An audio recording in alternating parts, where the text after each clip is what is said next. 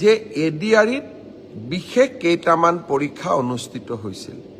প্ৰথম আছিলে grade 3 driver, steno আৰু ইলেক্ট্ৰিচিয়ান অৰ্থাৎ APDCLৰ কাৰণে। আজি আমি সিদ্ধান্ত লৈছোঁ যে গ্ৰেড 3ৰ কাৰণে কম্পিউটাৰ টেষ্ট, ড্ৰাইভাৰৰ কাৰণে ড্ৰাইভিং টেষ্ট, ষ্টেনোৰ কাৰণে ষ্টেনোৰ ব্যৱহাৰিক টেষ্ট আৰু ইলেক্ট্ৰিচিয়ানৰ কাৰণে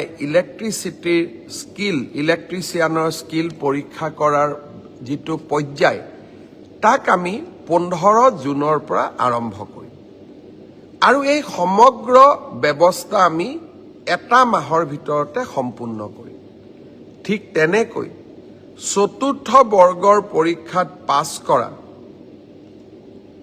প্ৰাৰ্থীসকলৰো অৰেল আমি 15 জুনৰ পৰা আৰম্ভ কৰিম আৰু এমাহৰ ভিতৰত ইয়াক আমি সম্পূৰ্ণ কৰিম। অলপ আজি বা কালি বা পৰহি ৰাজ্য চৰকাৰে আপোনালোকক আনুষ্ঠানিকভাৱে দিন আৰু বাৰ আপোনালোকক জনাব।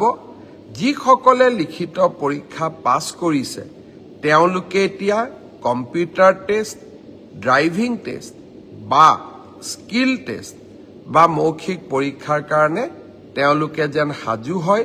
15 জুনৰ পৰা এই প্ৰক্ৰিয়া আমি আৰম্ভ কৰিম।